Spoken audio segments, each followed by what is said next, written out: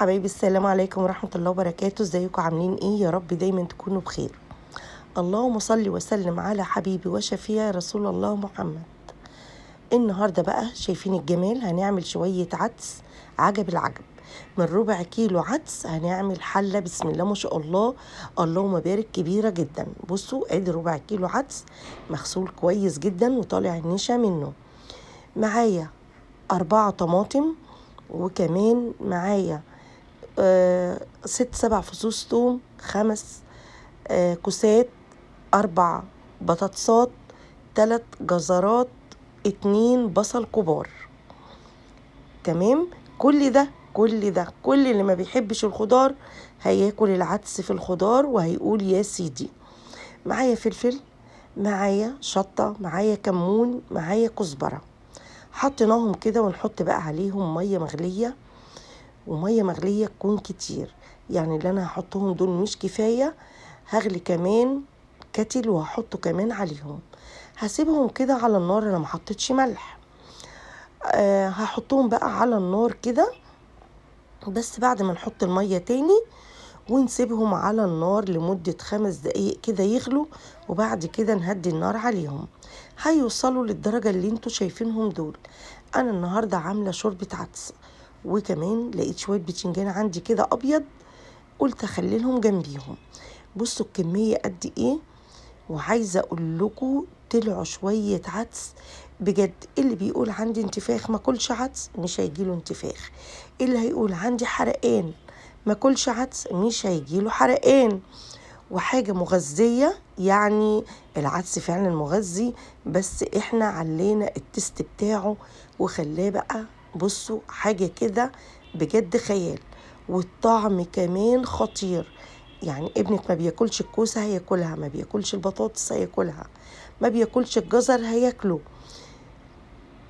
حاجة بجد طعامة من شوية عدس باقيين عندك في البيت، هتقدري تعملي حلة كبيرة جدا.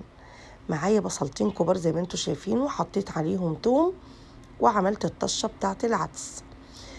بصوا الكمية اللهم بارك قد ايه، ومش خفيف قوي. يعني عايزة اقول لكم هو مش خفيف. لو عايزين تخففوا اكتر من كده انا بصراحة خففت، لان هي شوربة عدس. عايزين تقسموا اقسموا، تعملوا بشعرية وتعملوا شوربة.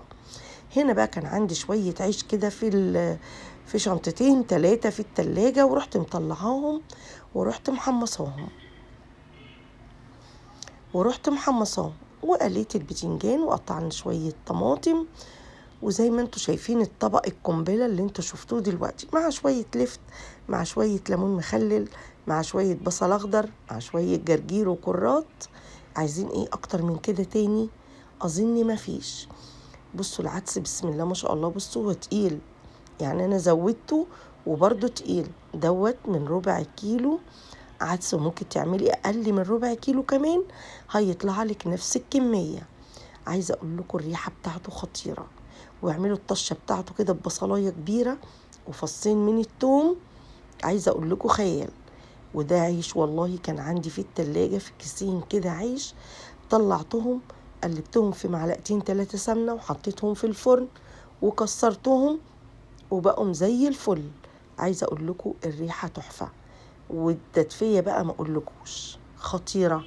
يعني كلوا كده وتدفوا وتحطوا تحت البطانية، حاجة كده خيال. غدوة بجد بجد جميلة جدا ومش مكلفة. بكام؟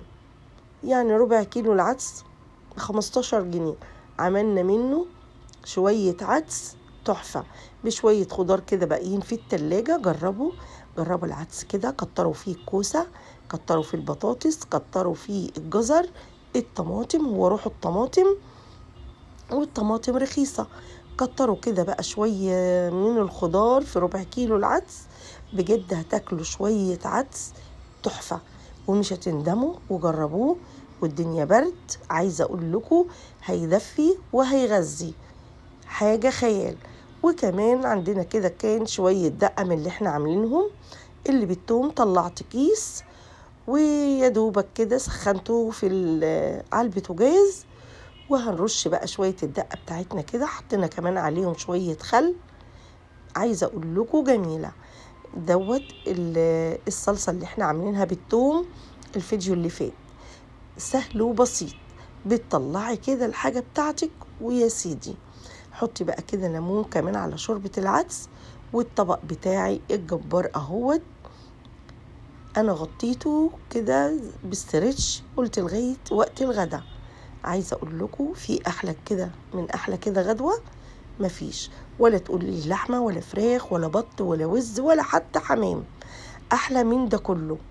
غدوة بسيطة مش مكلفة بأمانة، ما كلفتنيش اي حاجة خالص.